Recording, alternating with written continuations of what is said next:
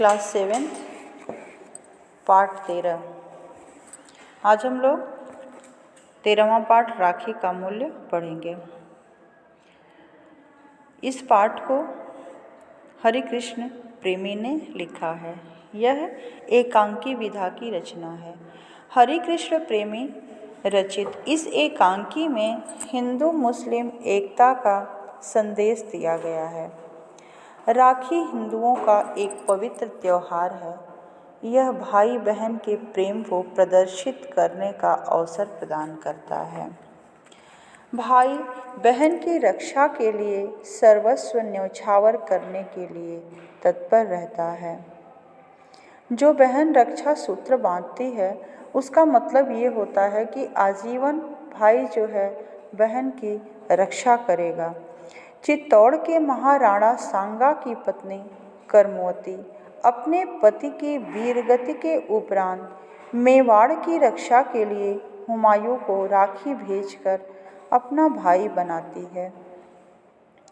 हुमायूं करमोती की राखी स्वीकार करके अपने कर्तव्य का निर्वाह करता है। यह एकांकी सांप्रदायिक सद्भाव उत्पन्न करने में सराहनीय भूमिका का निर्वाह करती है। करमोती देखिए, मेवाड़ में ऐसी रंगीन श्रावणी कभी नहीं आई होगी। भाइयों, क्षत्राणियों की राखी सस्ती नहीं होती। हम पैसे लेकर राखी नहीं बांधती। करमोती कहती है कि भाइयों, हम लोग पैसा लेकर के राखी नहीं बांधते हैं। हम लोगों का एक ही उद्देश्य रहता है कि जिसको राखी बांधते हैं अपना भाई बनाकर, वो आजीवन हम लोगों की सुख दुख में रक्षा करे। मेवाड़ के क्षत्रियों को यह बात नए सिरे से न समझनी होगी। माँ, हम लोग सदियों से हंसते हंसते प्राण देते आए हैं। हमारी इस अजेय शक्ति का स्रोत और कहाँ है? बहनों की राखियों के ये धागे ही तो हमें बल देते आए हैं। यानी कि राखी जो है उसका मतलब ही है रक्षा सूत्र की रक्षा, अपने कर्म का निर्वाह करना, रक्षा करना। हुमायूं एक मुसलमान था, जबकि करमोती जो थी हिंदू थी। लेकिन अब हिंदू और मुसलमान के इस रक्षाबंधन में आपस के भाई बहन के संबंध को देखते हुए ऐसा लगता है कि यह सांप्रदायिक सद्भाव से भरा हुआ रिश्ता है।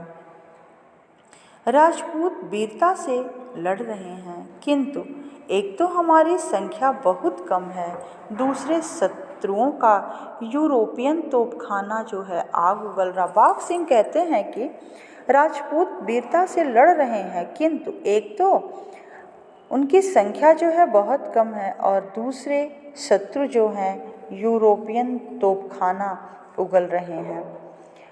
उसका मुकाबला तलवारों से तो हो ही नहीं सकता और ये निश्चित है कि हमें मरना है। ये कितना कठिन प्रसंग है। इस समय करमोती कहती है कि यह जो समय है वह बहुत ही कठिन है और मेरे पति भी नहीं हैं। उनके रहते तो मेवाड़ की ओर किसी की आंख दिखाने की भी साहस नहीं होती थी। उनके आतंक से मेवाड़ के बाहर दूर दूर तक अत्याचारियों का प्राण जो था वो कांपता रहता था। मेवाड़ की सीमा में पैर रखने का साहस किसका हो सकता था? किसी का नहीं। बाघ सिंह कहते हैं कि हमने आपसी वैमनस्य की आग में अपने ही हाथों अपना स्वाहा कर दिया। अब पश्चाताप करने से क्या होता है देवी? अब तो हमें मार्ग बताइए। करमोती कहती है कि मुझे एक उपाय सूझा है कि मैं हुमायूं को राखी भेजूं।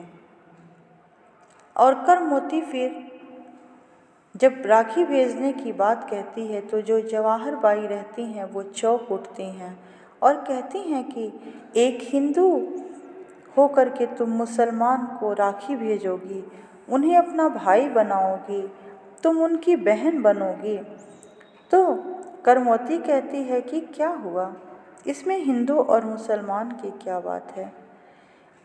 फिर जवाहर बाई कहती है कि क्या तुम्हारे राखी भेजने से हुमायूं अपने पुराने बैर को भुला सकेगा।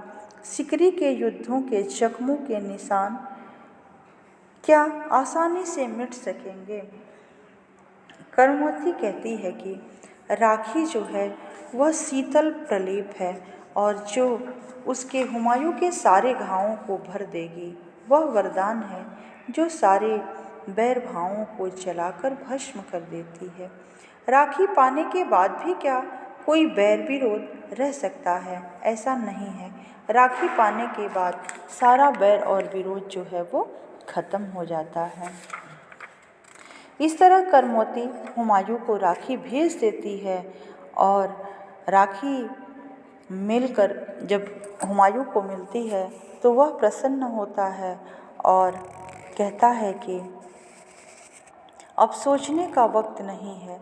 बहन का रिश्ता जो है दुनिया के सारे सुखों और सल्तनतों से बढ़कर है।